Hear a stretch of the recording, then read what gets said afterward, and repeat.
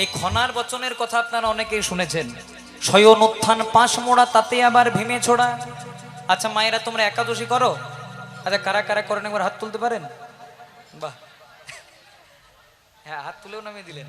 জয় রাধে। আচ্ছা জয় রাধে।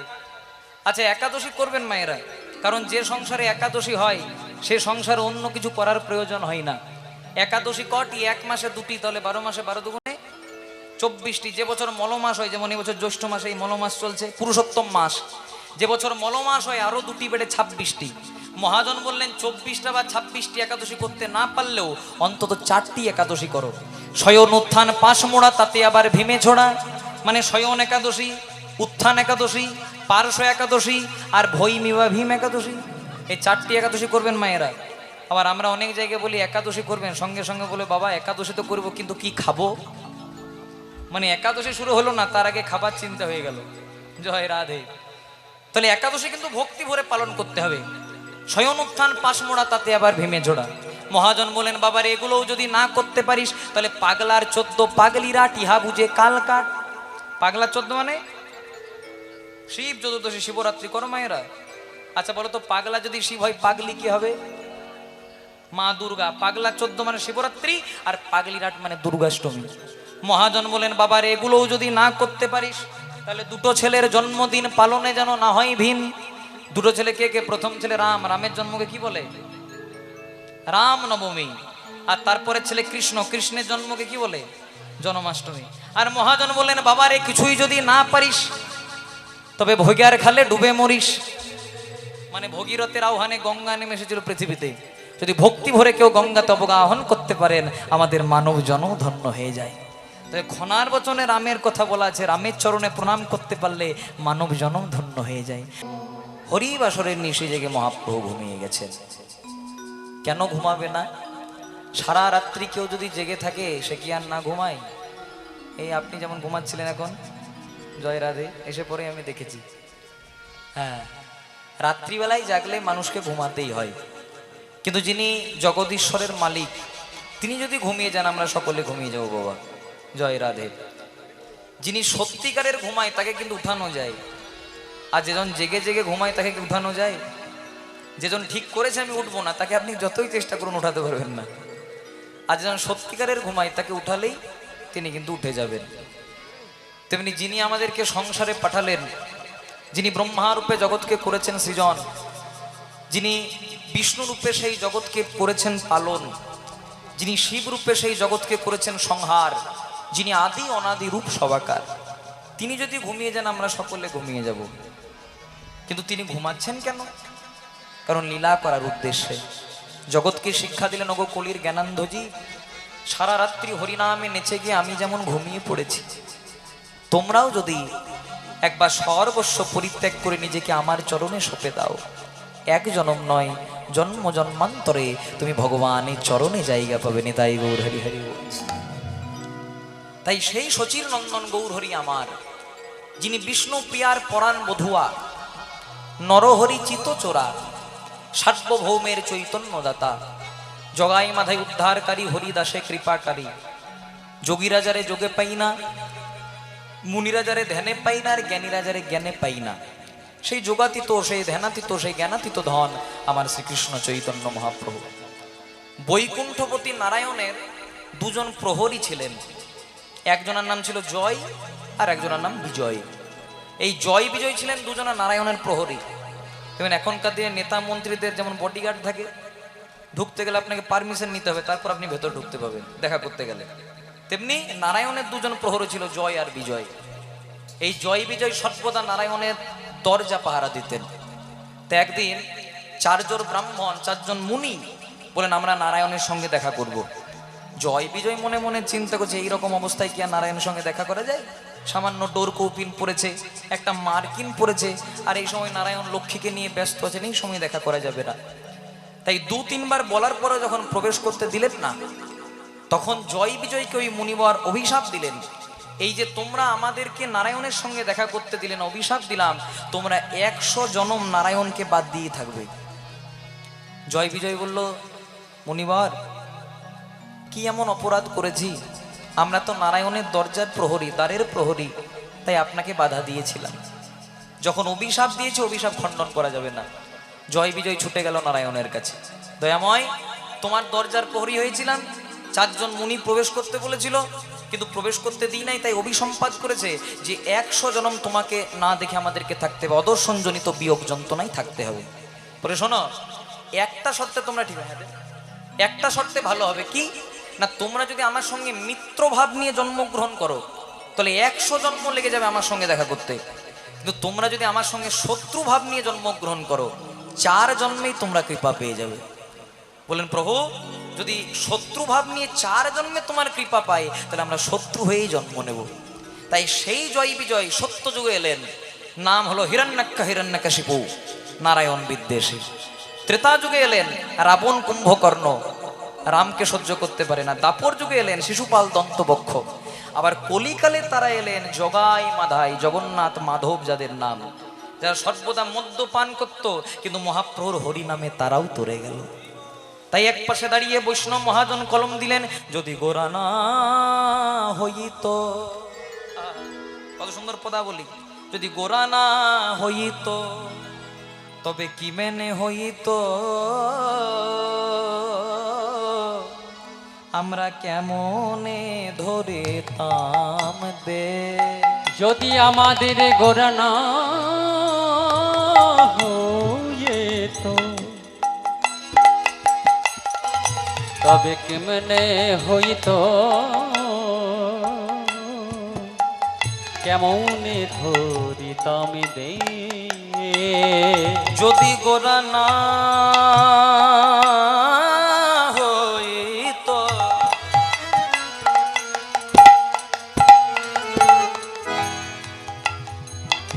তবে কি মেনে হইত,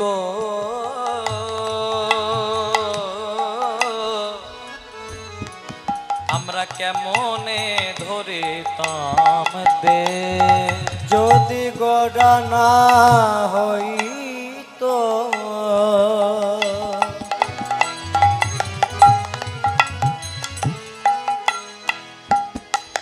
তবে কেমনে হইত,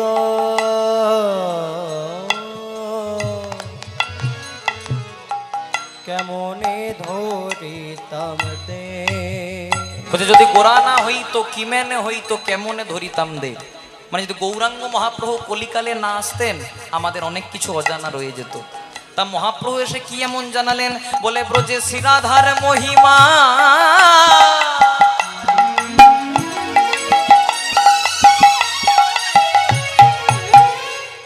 ব্রজে শিরাধার মহিমা, যে নাম ব্রজে ছিল নদিয়াই ছিল না, যে নাম দাপরে ছিল কলিতে ছিল না, সেই শিরাধার মহিমা প্রেম রস সীমা, ওগো শিরাধার মহিমা প্রেম রস সীমা, জগতে জানা তো কে, জগতে জানা তো কে, উলুধ্বনি মায়ের হরি হরি। ওই না শিরাধার মহিমা প্রেম রস সীমা, জগতে জানা তো কে, বলো জগতে জানা তোকে, বলে কে জানা তো, ওগো কে জানা তো, কে জানা তো, কে জানা তো, ব্রজে শিরাধার মহিমা কলিতে কে জানা তো, রোজে শিরাধার মহিমা, কে জানা তো, যদি কৃপা করে গোরা নায়াসিত, তবে শিরাধার মহিমা, কে জানা তো, যদি কৃপা করে গোরা নায়াসিত, শিরাধার মহিমা, কে জানা তো, গাও পুন পুন শ্রী গৌরাঙ্গের গুণ, পুন পুন শ্রী গৌরাঙ্গের গুণ, তোমরা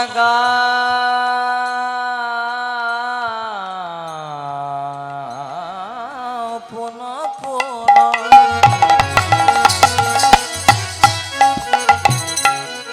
শ্রী গৌরাঙ্গের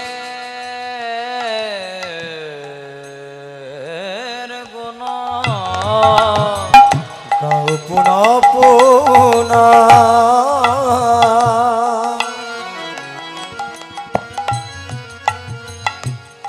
শ্রী গৌরাঙ্গের গুণ বলছে গাও পুনঃ পুনঃ শ্রী গৌরাঙ্গের গুণ, মানে গৌরাঙ্গের গান গাইতে বলছে। গৌরাঙ্গের গান গাইলে জীবন উদ্ধার হবে? জয় রাধে। মনে করুন আপনি গৌরাঙ্গের গানও গাইছেন না, চুরিও করছেন, ডাকাতিও করছেন, আর লোকের ঘরে ঝগড়াও লাগাচ্ছেন, তাহলে জীবন উদ্ধার হবে না। গৌরাঙ্গের গান গাইতে হবে। কেমন করে সেটাও বৈষ্ণব মহাজন বলে দিলেন, সরল করিয়া তোমরা গাও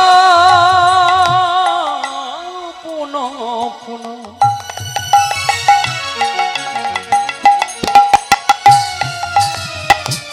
এই গৌরাঙ্গে গুণ ওগো সরল করিয়া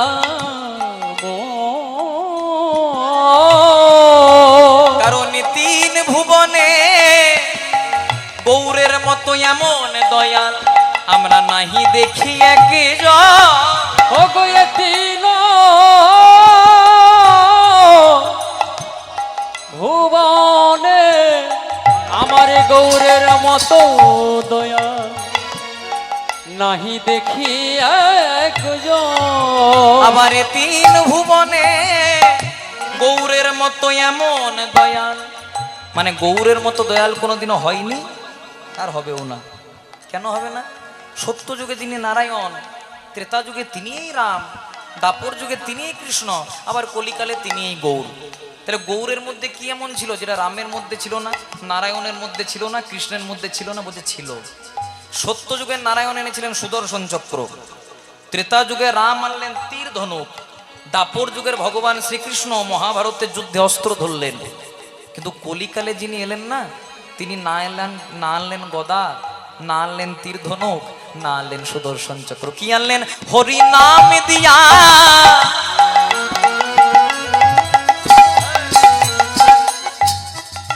হরি নাম দিয়া আমাদের হৃদয় সধিল, যাচিয়া জীবের দ্বারে হরি নাম দিয়া আমাদের হৃদয় সধিল, যাচিয়া জীবের দ্বারে দ্বারে।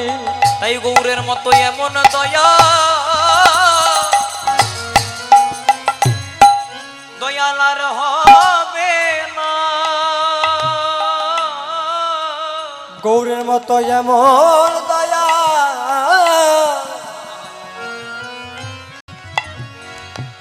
আর হবে না।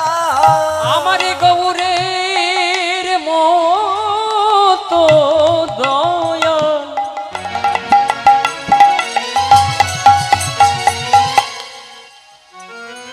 ও গয়ার হবে না। যে জন মার খাবে হরি বলাবে, গৌরের মতো দয়া আর হবে না। জীবের হাতে ধরে পায়ে পড়ে, গৌরের মতো এমন দয়া আর হবে না। জীবের হাতে ধরে আর পায়ে পড়ে, গৌরের মতো দয়া আর হবে না। একবার নিতাই গৌর হরি, প্রেমানন্দে বাহু তুলে, একবার হরি হরি হরি বলে, প্রেমানন্দে বাহু তুলে, একবার হরি হরি হরি। গৌরের মতো দয়া আর হবে না। তাই শোনো দাদা নিত্যানন্দ,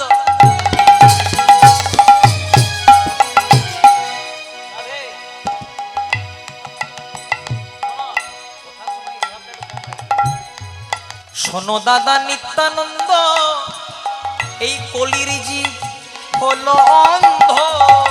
ওগো শোনো দাদা নিত্যানন্দ,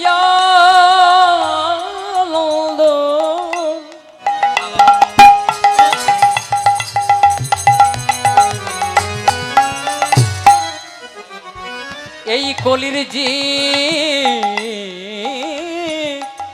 হলো অন্ধ। শোনো দাদা নিত্যানন্দ, এতটা না, কলির জীব হলো অন্ধ। শোনো দাদা নিত্যানন্দ, এই কলির জীব হলো অন্ধ। বলছে কলির জীব হলো অন্ধ। আপনারা আমাকে দেখতে পাচ্ছেন, আমিও আপনাদেরকে দেখতে পাচ্ছি, তাহলে অন্ধ কেন বলেছে? বলছে না সেই রকম অন্ধ নয়, এই কলির জীব হলো জ্ঞান অন্ধ। শোনো দাদা নিত্যানন্দ, এই কলির জীব হলো জ্ঞান। মহাপ্রভু আগের থেকেই জানতেন কলিযুগের মানুষ হবে অল্পায়ু, তাদের মন হবে চঞ্চল, তাদের মোটা মোটা রামায়ণ মহাভারত পড়ার মতো ধৈর্য থাকবে না। তাই মহাপ্রভু আমাদের জন্য হরি নাম নিয়ে এলেন। আমরা এমন এক জায়গায় বাস করি যেখানে জুতো বিক্রি হয় শপিং মলে আর বই বিক্রি হয় ফুটপাতে। জয় রাধে। মহাপ্রভু আগেই দূরদর্শী ছিলেন। খারাপ কখন লাগে জানেন বাবা? যখন একটা MA পাস ছেলে চায়ের দোকানে কাজ করে তখন খারাপ লাগে না, খারাপটা তখন লাগে যখন একটা MA পাস ছেলে চাকরি করার জন্য একটা 4 ফেল নেতার পায়ে ধরে। মহাপ্রভু জানতেন কলিযুগ এমনি হবে। তাই দাদাকে বললেন এই কলির জীব হবে জ্ঞান অন্ধ। ওগো শোনো দাদা নিত্যানন্দ,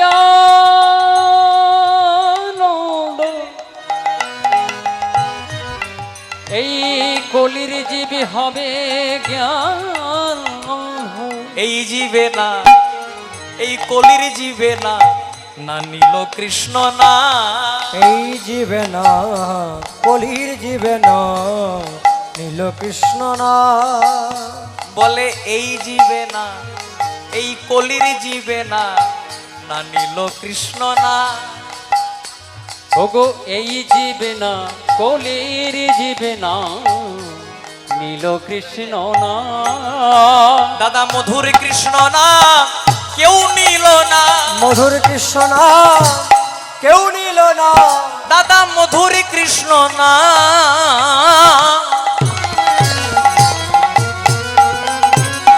কেউ নিল না। দাদা মধুর কৃষ্ণ না, না না কেউ নিল না। সবাই জ্ঞান অন্ধকারে পড়ে রইল। ওগো মধুর কৃষ্ণ নাম কেউ নিল না। সবাই জ্ঞান অন্ধকারে পড়ে রইল। মধুর কৃষ্ণ কেউ নিল না। সবাই জ্ঞান অন্ধকারে পড়ে রইল। মধুর কৃষ্ণ নাম কেউ নিল না। জ্ঞান অন্ধকারে পড়ে রইল। ওগো মধুর কৃষ্ণ নাম, দাদা মধুর কৃষ্ণ নাম কেউ নিল না। কাল থেকে কুরুক্ষেত্রের মাঠে যুদ্ধ হবে। কাল থেকে কুরুক্ষেত্রের মাঠে যুদ্ধ হবে। যে যুদ্ধে অংশগ্রহণ করেছে দুটি দল, এক দলে পাণ্ডব, এক দলে কৌরব। এক দলে হিংসা, এক দলে ভালোবাসা। এক দলে কৃষ্ণ, এক দলে কৃষ্ণের নারায়ণী সেনা। একদিকে ভক্তি আর একদিকে অহংকার। কুরুক্ষেত্রের মাঠে যুদ্ধ হবে কালকে। কিন্তু ঠিক আজকের সন্ধেবেলায় ধর্মরাজ যুধিষ্ঠির এলেন কোথায়? শতপুত্রের মাতা গান্ধারী জননীর কাছে। হ্যাঁ গো মায়েরা, গান্ধারী যুধিষ্ঠিরের কে হয় গো? জেঠিমা বা বড় মা। গান্ধারীর কাছে এসেছে। সেই সময় সবেমাত্র গান্ধারী মাথায় ঘোমটা দিয়ে তুলসী তলায় প্রদীপ দিচ্ছে। দেবেন এখন আমাদের অনেক সনাতন ধর্মের প্রায় সব বাড়িতে নিয়ম আছে, মায়েরা কিন্তু সন্ধেবেলায় প্রদীপ দেন। তাই যেই না সন্ধেবেলায় প্রদীপ দিচ্ছে, দূর থেকে একটা আওয়াজ ভেসে এলো, জেঠিমা, ও জেঠিমা। জেঠিমা জেঠিমা ডাকটা শুনে আজকে গান্ধারী বলে উঠল, তুই কে বাবা?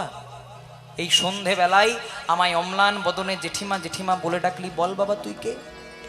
ধর্মরাজ যুধিষ্ঠির বললেন, জেঠিমা তুমি আমায় চিনতে পারছো না?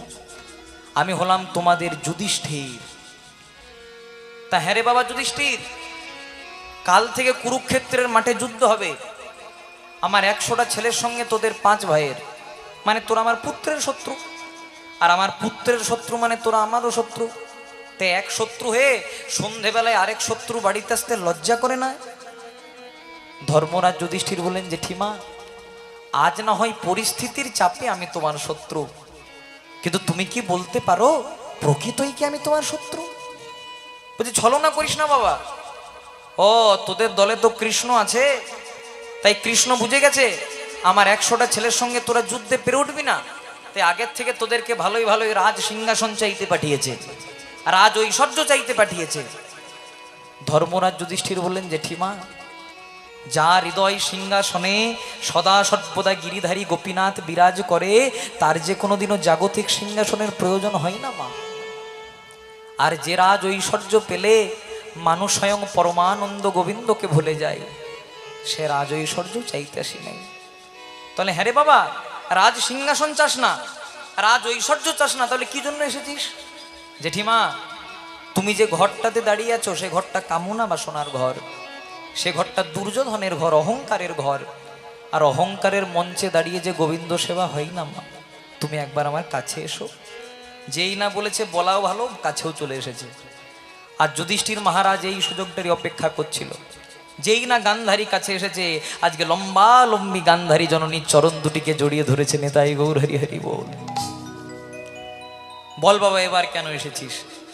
ধর্মরাজ যুধিষ্ঠির বলছেন, জেঠিমা, জেঠিমা, কাল থেকে কুরুক্ষেত্রের মাঠে যুদ্ধ হবে। কোন দল যে জিতবে, কোন দল যে হারবে কেউ জানে না। কে যে বাঁচবে, কে যে মরবে, তাও কেউ জানে না। কিন্তু জেঠিমা, কাল থেকে কুরুক্ষেত্রের যুদ্ধ চলাকালীন আমি যুধিষ্ঠির যদি কোনোদিনও মারা যায়, আর আবার যদি কোনোদিনও মনুষ্য জন্ম নিয়ে পৃথিবীতে আসি, আমি যেন গোবিন্দের চরণ ধরেই থাকতে পারি। যেই না কথাটা বলে দিয়েছে, আজকে গান্ধারী জননী না চাইতেই যুধিষ্ঠিরের মাথায় হাতটাকে দিয়ে পড়ে বলেন, বাবা, তোকে আশীর্বাদ করলাম, কাল থেকে কুরুক্ষেত্রের যুদ্ধ চলতে চলতে ধর্মের হবে জয়, আর অধর্মের হবে নিশ্চিত পরাজয়। ভগবান শ্রীকৃষ্ণ আড়াল থেকে হাততালি দিতে দিতে বললেন, বা যুধিষ্ঠির, কুরুক্ষেত্রের যুদ্ধ হলো না, তার আগেই ফলাফল বার করে দিলে যে তোমরা জিতবে, ওরা হারবে। কেন? কারণ তারা গোবিন্দকে আশ্রয় করেছিল। আশ্রয় লহিয়া ভজে তারে কৃষ্ণ নাহি তেজে, বাকি সব মরেও কারণ। কেউ যদি পিতামাতার চরণে মাথা নত করতে পারে, কেউ যদি গুরুদেবের চরণে মাথা নত করতে পারে, কেউ যদি আমার গৌর গোবিন্দের চরণে মাথা নত করতে পারে, তার কৃষ্ণ কৃপা নিশ্চয় উপলব্ধি হয়নি। তাই গৌর হরি হরি বল। আচ্ছা বলো তো মায়েরা, যদি একটা একের পিঠে একটা শূন্য দি কত হয়? কত হয়? 10। 10-এর পিঠে শূন্য দিলে 100, 100-এর পিঠে শূন্য দিলে, আর 1000-এর পিঠে শূন্য দিলে 10,000। অঙ্ক শেখাই না, আমি নিজে অঙ্কে কাঁচা, আপনাদেরকে আবার কি অঙ্ক শেখাবো? কথাটি কেন বললাম? একটিকে রেখে আমরা পেছনে যতই শূন্য দেব, মানও বাড়বে আর পরিমাণও বাড়বে। কিন্তু মনে মনে চিন্তা করুন মায়েরা, আমরা শূন্যগুলো দিয়ে গেলাম আর একটাকেই ছেড়ে ফেললাম, তাহলে মান পরিমাণ সব শূন্য হয়ে যাবে। তেমনি এক হলো পরমানন্দ গোবিন্দ। গোবিন্দকে রেখে আপনি ডাক্তারি করুন, ডাক্তারি ভালো হবে। মাস্টারি করুন, মাস্টারি ভালো হবে। আপনি নেতা মন্ত্রীর কাজ করুন, সেটাও ভালো হবে। কিন্তু কোনো কিছু করতে গিয়ে তার বিনিময়ে যদি আমরা গোবিন্দকে ছেড়ে ফেলি, আমাদের মান পরিমাণ সব শূন্য হয়ে যাবে। তাই আমি যখন কালকে কীর্তন করতে এলাম আপনাদের এখানে, তখন এই রাস্তা হয়ে যখন পার হচ্ছি, দেখছি ওই যে বাঁশের খুঁটিটা আপনি বসে আছেন, ওই বাঁশের খুঁটিটা ধরে একটা বাচ্চা বনবন বনবন করে ঘুরছে। তাই এই যে আমার সঙ্গে শ্রীকল বাচ্চা, আমার পিসির ছেলে, আমি যে শোন, আমি বললাম বল। বলছে ভালো করে চেয়ে দেখ, একটা ছোট্ট বাচ্চা ঘুরছে। আমি বললাম, তো তোর কি আর আমার কি? তো সে একটু ডেকে দে, যদি পড়ে যায়। ছেলেটাকে ডেকে দিলাম, ছেলেটা অন্য মনস্ক হলো, পড়ে গেল। কথাটা কেন বললাম? এটা দৃষ্টান্ত মাত্র। ছেলেটা যতক্ষণ বাঁশের খুঁটিটাকে ধরেছিল, পড়েছিল। পড়লো কখন? বাঁশের খুঁটিটাকে ছাড়লো যখন। তেমনি ওই বাঁশের খুঁটি স্বরূপ গোবিন্দকে আমরা যদি ধরে রাখতে পারি, গোবিন্দ আমাদেরকে ছেড়ে দেবেন না, বরং আমরাই যদি গোবিন্দকে ছেড়ে ফেলি, আমাদেরই পড়ে যাওয়ার ভয় থাকবে না। তাই গৌর হরি হরি বল। তাই খোল করো তার সহযোগে আজকে গৌর হরির ভক্তরা বলে উঠল, উঠয় উঠ গোরা চাঁদ, দেখো দেখো নিশি পোহাইল। ও গো উঠো উঠো গোরা চাঁদ,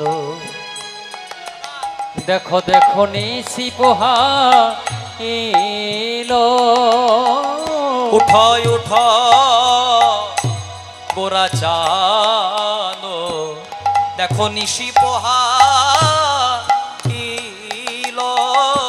উঠয় উঠ গোরা চাঁদ,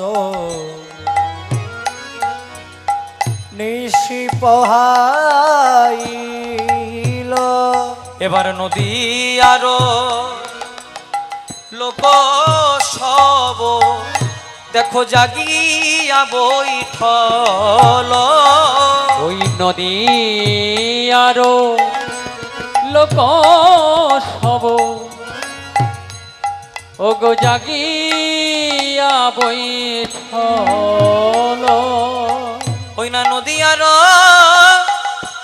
লোকসভ জাগিয়া বয় ঠল ওই না নদী আর লোক সব জাগিয়া বৈঠল দেখো পূরবগ গণে হেরো এবার অরুণ প্রকাশ পূরব গগনে হেরো রাধে অরুণ প্রকাশ পূরবগ গণে হেরো এবার অরুণ প্রকাশ ওই পূরব গগনে অরুণ প্রকাশ কারণ মধু কর তে জল এবার কুমুদিনী পাশ মধুকর তেজল কুমুদিনী পাশ মধুকর তে জল কুমুদিনী পাশ যোগ মধুকর তেজল কুমুদিনী পাশ পূরব গগনে হেরো এবার অরুণ প্রকাশ পূরব গগনে হেরো অরুণ প্রকাশ পূরব গগনে হেরো অরুণ প্রকাশ মধু করতে জল কুমুদিনী পাশ মহাপ্রভু রাত্রিবেলায় হরি নামের খেলা খেলেছেন আর এই হরি নামের খেলা খেলে সচিমাতার আলোয় ঘুমিয়ে গেছেন। গৌর অনুরাগী ভক্তরা মনে মনে চিন্তা করলেন, একেই তো সবাই বলে পণ্ডিত পড়ুয়া যারা আমারে না মানে তারা মোর উপদেশ নাহি লয়, চারি বেদ ষড়দর্শন পড়িয়া যে জন সে যদি গৌরাঙ্গ নাহি ভজে, বৃথা তার অধ্যয়ন লোচন বিহীন জন দরপনে অন্ধের কিবা কাজে। মনে করুন যে চোখে দেখতে পাই না, তার হাতে যদি আপনি আয়না ধরিয়ে দেন কোনো কাজ হবে? কারণ সে নিজেই চোখে দেখতে পাই না, আয়না দিবে সে কি দেখবে? তেমনি যে জন কলিকালে এসে আমার নিতাই গৌরের চরণ আশ্রয় করলো না, তার আসা যাওয়া বৃথা হয়ে গেল। এই সংসারে যার ধন থাকে তাকে বলে ধনী, যার মান থাকে তাকে বলে মানি, যার পাণ্ডিত্য থাকে তাকে বলে পণ্ডিত। কিন্তু ধন থাকলে ভগবানকে পাওয়া যায় না। ধন থাকলে, টাকা পয়সা থাকলে যদি ভগবানকে পাওয়া যেত, তাহলে মুকেশ আম্বানি, টাটা বিড়লার মতো লোকের আগে ভগবানকে পেতেন। মান থাকলেও ভগবানকে পাওয়া যায় না। মান থাকলে যদি ভগবানকে পাওয়া যেত, যারা দেশ দশের নাম উজ্জ্বল করে এত মান নিয়ে বসেছেন, সৌরভ গাঙ্গুলি, সচিন টেন্ডুলকার, তারা আগে ভগবানকে পেতেন। পাণ্ডিত্য থাকলেও ভগবানকে পাওয়া যায় না। পাণ্ডিত্য থাকলে যদি ভগবানকে পাওয়া যেত, তাহলে লেখা থাকতো রামায়ণ মুখস্থ যা রাম তার, কিন্তু কোথাও লেখা নাই। কোথাও লেখা নাই যে মহাভারত মুখস্থ যার কৃষ্ণ তার। আপনি যে কোনো শাস্ত্র ঘেটে দেখুন, শুধু একটা সিদ্ধান্ততে পৌঁছাবেন, ভক্তি যার কেবল ভগবান তার। আর সেই ভক্তি পাওয়ার জন্য আপনারা সকাল সকাল ঘুম থেকে উঠে চলে এসেছেন। কেন? ভগবানের অপ্রাকৃত অনন্ত কৃষ্ণ কথামৃত শ্রবণ করবার জন্য। ভগবানের কাছে একটা ঝোলা ছিল বাবা। আমরা যখন বাজারে যাই বড় বড় থলি নিয়ে যাই, আবার বাইরে যাও ব্যাগ নিয়ে যাই, তেমনি ভগবানের কাছে একটা ঝোলা ছিল। কেমন ঝোলা? না, ভগবান যেখানেই যেতেন ঝোলাটাকে 24 ঘন্টা হাতে হাতে নিয়ে যেতেন। তা ভগবানের একজন ভক্ত ভগবানকে প্রশ্ন করছে, হ্যাঁ গো প্রভু, তোমার ঝোলার মধ্যে কি এমন আছে যে তুমি ভগবান হয়েও ঝোলাটাকে 24 ঘন্টা হাতে হাতে নিয়ে ঘোরাও? তখন ভগবান বলছে, ওরে বোকা, এই ঝোলার মধ্যে কি আছে জানিস? বলছে কি আছে? বলছে ভক্তরা আমার কাছে যে যা চায়, ভালো করে শুনবে, ভক্তরা আমার কাছে যে যা চায় এই ঝোলাটা থেকে বার করে তাদেরকে সেইটা দিয়ে দিই। ভক্ত বলছে, প্রভু আমি যদি তোমার কাছে কিছু চাই তুমি আমায় দেবে? তুমি যে তুই এত বড় ভক্ত, 24 ঘন্টা আমার সঙ্গে সঙ্গে থাকিস, তোকে দেবো না তো কাকে দেবো? চেয়ে তো দেখ। এবার ভক্ত কি চাইছে দেখুন, যেগুলো আমরা চাই, প্রভু আমার বড় টাকা পয়সার অভাব, অর্থের অভাব, একটু টাকা পয়সা দেবে? যেই না বলেছে ভগবান তার ঝোলা থেকে বার করে টাকা পয়সা দিয়েছে। আর যেই না টাকা পয়সা দিয়েছে, যে ভক্ত 24 ঘন্টা ভগবানের সঙ্গে সঙ্গে থাকে বাবা, সে ভক্তের 1 মাস আর কোনো দেখাই নাই। ভগবান মনে মনে চিন্তা করছে কি এমন দিলাম রে বাবা, যে ভক্ত 24 ঘন্টা আমার সঙ্গে থাকতো 1 মাসে দেখাই করে নাই, 1 মাস পরে ভক্ত আবার এসেছে। তখন ভগবান বলছে, হ্যাঁ রে, আগে যে 24 ঘন্টা আমার সঙ্গে থাকতিস 1 মাস ছিলিস কোথায়? বলছে, প্রভু ওই যে টাকাগুলো দিয়েছিলেন না, সবগুলো খরচা করতে পারি নাই। কয়েকটা পাঞ্জাব ন্যাশনাল ব্যাংকে রেখেছি, কয়েকটা SBI ব্যাংকে রেখেছি, কয়েকটা ছেলেটার নামে মিউচুয়াল ফান্ডে রেখেছি, এই করতে করতেই সময় চলে গেছে। তা আবার কেন এসেছিস? বলছে, প্রভু টাকা পয়সা তো দিয়েছিলে, এবার যদি একটা ভালো দেখে ঘর করে দিতে খুব ভালো হতো। বলে, ঘর চাই? এনে যে তোকে ভগীরথপুর একটা 2 তলা বিল্ডিং করে দিলাম। জয় রাধে। টাকা পয়সা দিয়েছে, একটা 2 তলা ঘর করে দিয়েছে। ভগবান মনে মনে চিন্তা করছে আর কি কিছু চাইবে, আবার এসেছে। বলছে, প্রভু ঘরটা খুব ভালো হয়েছে, কিন্তু তোমার স্ত্রী বলছে যদি একটু টাইলস মার্বেল লাগিয়ে দিতে আরো ভালো হতো। যত দিচ্ছে আরো চাইছে। বলে, টাইলস মার্বেল লাগবে? এনে যে তোর ঘরের মধ্যে ইটালিয়ান মার্বেল লাগিয়ে দিলাম। টাকা পয়সা দিয়েছে, ঘর করে দিয়েছে, টাইলস মার্বেল লাগিয়ে দিয়েছে। ভক্ত আবার এসেছে। বলছে, প্রভু সব তো দিলে, এবার আমার বড় ছেলেটা বলছে ভগীরথপুর থেকে বহরমপুর হেঁটে হেঁটে যেতে পারবো না, একটা গাড়ির দরকার, গাড়ি দিলে ভালো হতো। বলে, গাড়ি চাই? এনে যে তোকে একটা গাড়িও দিয়ে দিলাম। ভগবানের ঝোলাতে যা কিছু ছিল ভগবান সব কিছু উজাড় করে দিয়ে দিয়েছে। সব কিছু দেওয়ার পরেও ভগবানের ঝোলাতে মোটে আর একটি জিনিস পড়ে আছে। সব দিয়েছে আর মোটেই একটি জিনিস। তখন ভক্ত বলছে, প্রভু সব তো দিলে, আর তো মোটেই একটা জিনিস, ওইটাও দিয়ে দাও।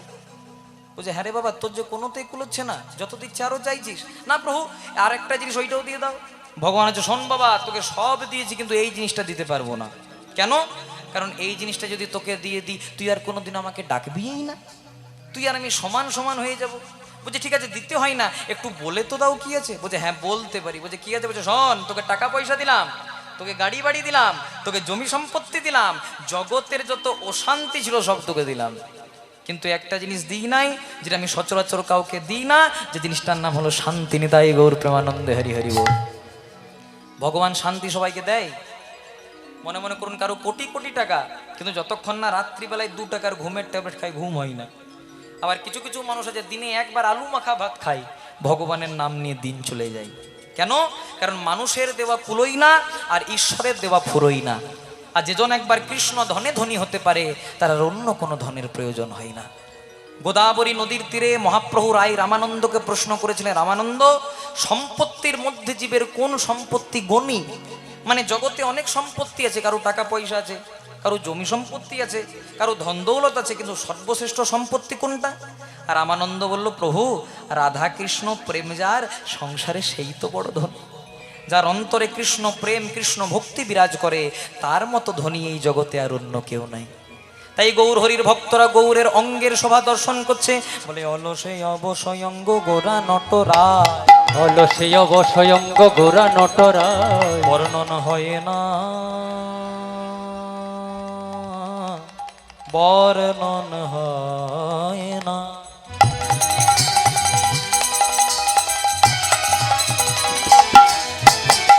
আমারে গৌর হরি রঙ্গের শোভা,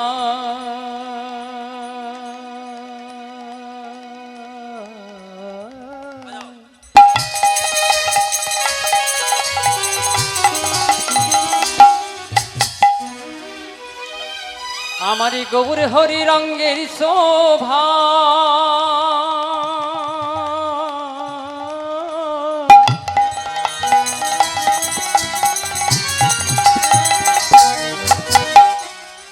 নানা বর্ণন হয় না,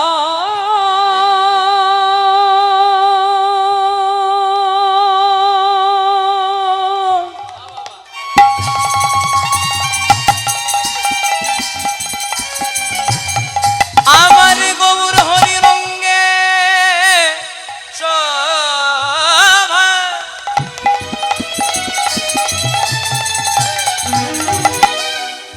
নানা বর্ণ হয়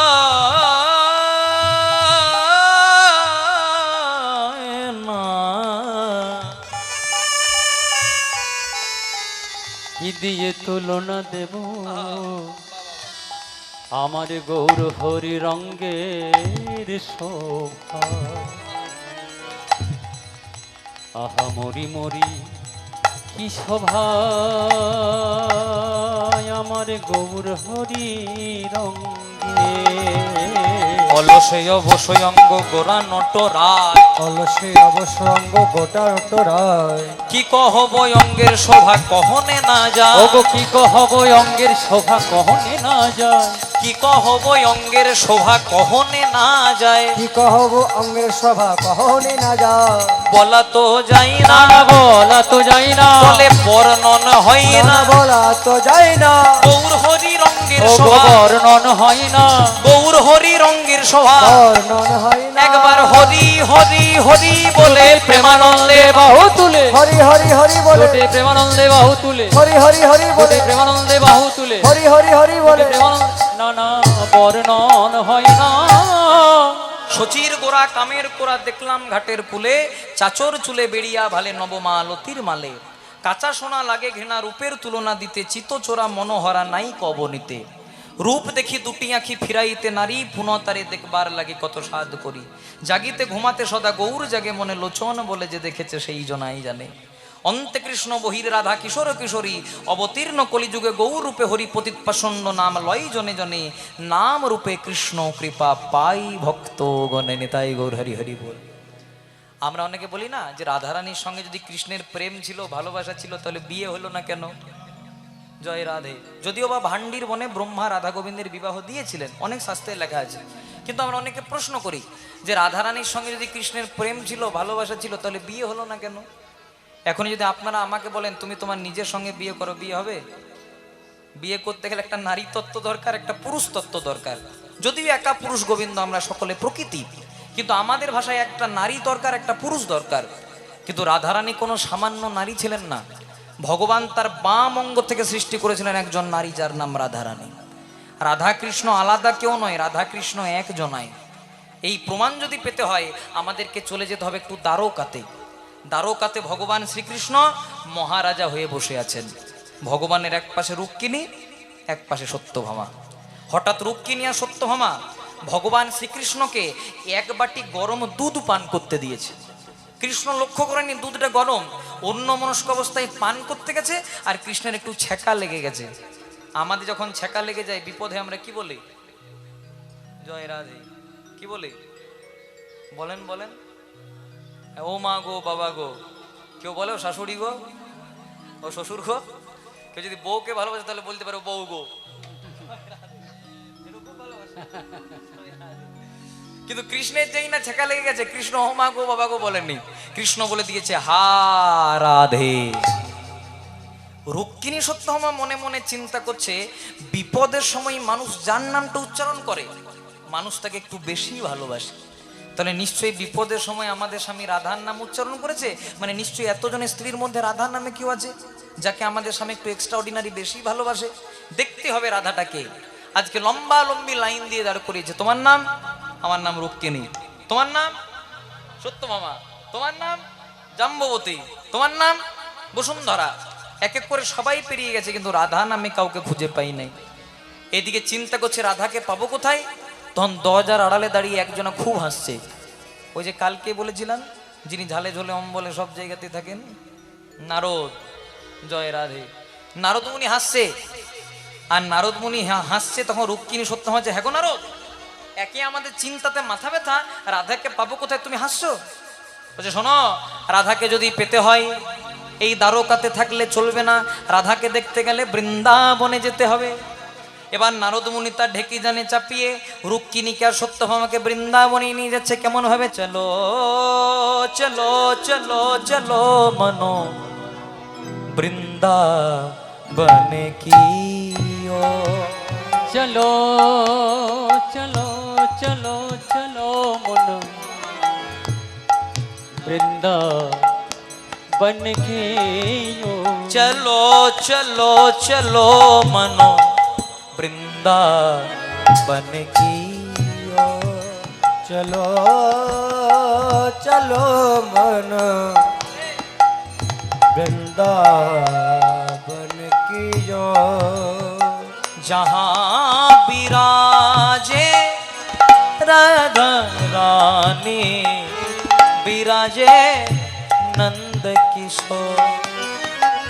जहाँ विराजे राधा रानी বিরাজে নন্দ কিশোর। जहाँ विराजे राधा रानी विराजे नंद किशोर। जहाँ विराजे राधा रानी विराजे नंद किशोर। चलो चलो चलो मनो वृंदावन की ओर। चलो चलो चलो मोनो वृंदावन की ओर। प्रेम की रस जहाँ छलके है, प्रेम की रस में जहाँ छलके हैं। प्रेम की रस जहाँ छलके है, वो प्रेम की रस जहाँ छलके है। प्रेमी प्रीतम की डोर चलो बनो वृंदावन की और उलूध्वनि हरि हरि बोल। चलो चलो मोनो वृंदावन की जो राधे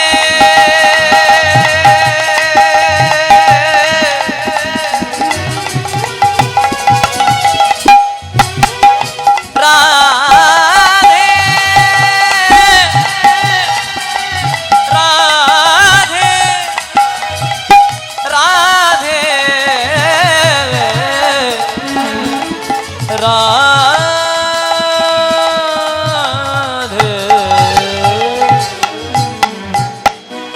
রুক্মিণীকা সত্যভামাকে আজকে নারদ মুনি বৃন্দাবনের কেশি ঘাটের তটে নামিয়ে দিয়েছে। বলছে এখান থেকে হেঁটে হেঁটে যাও, দেখবে রাধাকে দেখতে পেয়ে যাবে। রাধার খোঁজে এসেছে, যেই না কিছু দূর পেরিয়েছে দেখছে একজন খুব সুন্দরী রমণী, দারুণ দেখতে। আজকে বসে বসে রাধা রাধা নাম গাইছে। ও রুক্মিণী সত্যভামা বলছে হ্যাঁ গো তুমি রাধা? বলছে না আমি রাধা নই, আমি রাধারানীর একজন সখী, একজন দাসী, আমার নাম ললিতা। তাহলে রাধাকে কোথায় পাবো? বলছে আরেকটু যাও দেখতে পেয়ে যাবে। যেই না কিছু দূর গেছে দেখছে প্রথমে যার সঙ্গে দেখা হয়েছিল ওর চেয়ে সুন্দর দেখতে, বসে বসে কৃষ্ণ নাম গাইছে। হ্যাঁ গো তুমি রাধা? আমিও রাধা নই, আমি রাধারানীর আরেকজন সখী, আরেকজন দাসী, আমার নাম বিশাখা। তাহলে রাধাকে কোথায় পাবো? বলছে এত কষ্ট করে যখন এলে আরেকটু যাও দেখতে পেয়ে যাবে। যেই না কিছু দূর গেছে দেখছে রাধারানী ধুলাই গড়াগড়ি দিয়ে কৃষ্ণ নাম গাইছে। পরাণ বধুর লাগি রাধে করে হায় হায় করে হায় হায়। আরে যে করে গোবিন্দ নাম রাধে ধরে তার পা। ঘরে তার পায়। রুক্মিণী আর সত্যভামা যেই না কিছু দূর গেছে দেখছে একজন খুব সুন্দরী রমণী, দারুণ দেখতে। রাধা রাধা নাম, কৃষ্ণ কৃষ্ণ নাম ধরে ধুলাই গড়াগড়ি দিচ্ছে। রুক্মিণী সত্যভামা মনে মনে চিন্তা করছে আহারে কত সুন্দর দেখতে, তাহলে আমাদের স্বামী আমাদেরকে কেন ভালোবাসবে? এতজনা এত সুন্দর একজনা আছে, আমাদের দিকে কি আর মায়া হয়? রুক্মিণী সত্যভামা যেই না প্রশ্ন করতে যাবে হ্যাঁ গো তুমি রাধা, সেইটা বলার আগে রাধারানী রুক্মিণীকে আর সত্যভামা ও রুক্মিণী, ও সত্যভামা দূরে কেন, কাছে এসো। রুক্মিণী সত্যভামা যে হ্যাঁ গো তুমি কি করে চিনলে যে আমার নাম রুক্মিণী ওর নাম সত্যভামা? বলছে আমার কাছে কি অজানা থাকে? তোমরা তো আমারই কৃষ্ণের স্ত্রী, তোমার নাম রুক্মিণী ওর নাম সত্যভামা, তাহলে তুমি কে? বলছে আমি কে জানো? যার খোঁজে তোমরা দ্বারকা থেকে বৃন্দাবনে এসেছো, আমি হলাম সেই বৃন্দাবনের প্রেমময়ী রাধা রানী। নিতাই গৌর হরি হরি বল। এবার রাধারানী কি বলছে দেখো মায়েরা, রাধারানী বলছে সেসব বাদ দাও। হ্যাঁ গো রুক্মিণী সত্যভামা, তোমরা তোমাদের স্বামী কৃষ্ণকে কালকে এক বাটি দুধ দিলে একটু ঠান্ডা করে দিতে পারলে না? রুক্মিণী সত্যভামা মনে মনে চিন্তা করছে নে বাবা, দুধটা দিয়েছিলাম দ্বারকাতে, খবরটা বৃন্দাবনে এলো কি করে? ছেঁকাটা লাগলো কৃষ্ণের, গরমটা লাগলো কৃষ্ণের, আর রাধা জানলো কি করে? হ্যাঁ গো রাধে তুমি কি করে জানলে যে আমাদের স্বামী কৃষ্ণকে এক বাটি গরম দুধ দিয়েছিলাম? বলছে মনে আছে যখন তোমাদের স্বামী কৃষ্ণকে এক বাটি গরম দুধ দিলে ওর একটু ছেঁকা লেগে গেল, আর কৃষ্ণ কি বলল? কৃষ্ণ বলল হা রাধে নিতাই গৌর হরি হরি বল। আর যেই না কৃষ্ণ হা রাধে বলল, কৃষ্ণের অঙ্গের জ্বালা যন্ত্রণা ব্যথা বেদনা ছেঁকা ফোসকা সব আমি আমার নিজের বদনে নিয়েছি। দেখতে যাও। এবার রাধারানী তার জিহ্বাটি জিভটি বাড়িয়ে দিলেন। যেই না জিভটি বাড়িয়ে দিলেন দেখছে রাধারানীর জিভের মধ্যে দু তিনটে বড় বড় ফোসকা পড়ে গেছে। ওই যে কালকে তোমাদের স্বামী কৃষ্ণকে এক বাটি গরম দুধ দিলে ও ছেঁকা লেগে গেল আর কৃষ্ণ বলল হা রাধে। কৃষ্ণ যখনই হা রাধে বলল, কৃষ্ণের অঙ্গের জ্বালা যন্ত্রণা ব্যথা বেদনা সব আমি আমার নিজের বদনে নিয়েছি। তাই রুক্মিণী সত্যভামার আর বুঝতে বাকি রইল না, বলে যেই রাধা সেই তো কৃষ্ণ। ওগো যেই রাধা সেই তো কৃষ্ণ, জয় রাধা সেই তো কৃষ্ণ। তারা কলিকালে অবতীর্ণ, ওগো যেই রাধা সেই তো কৃষ্ণ। আবার নদিয়াতে শ্রী চৈতন্য। জয় রাধা সেই তো কৃষ্ণ। ওকে বাসুদেব ঘোষে কহে করি জোড়ো হাত রে। বাসুদেব ঘোষ কহে করি জোড় হাত রে। বাসুদেব ঘোষে কহে করি জোড় হাত রে। বাসুদেব ঘোষ কহে করি জোড় হাত রে। বাসুদেব ঘোষে কহে করি জোড় হাত রে। বাসুদেব ঘোষ কহে করি জোড় হাত রে। বাসুদেব ঘোষে কহে করি জোড় হাত রে। বাসুদেব ঘোষ কহে করি জোড় হাত রে। বাসুদেব ঘোষে কহে করি জোড় হাত রে। বাসুদেব ঘোষ কহে করি জোড় হাত রে। বাসুদেব ঘোষে কহে করি জোড় হাত রে। বাসুদেব ঘোষ কহে করি জোড় হাত রে। বাসুদেব ঘোষ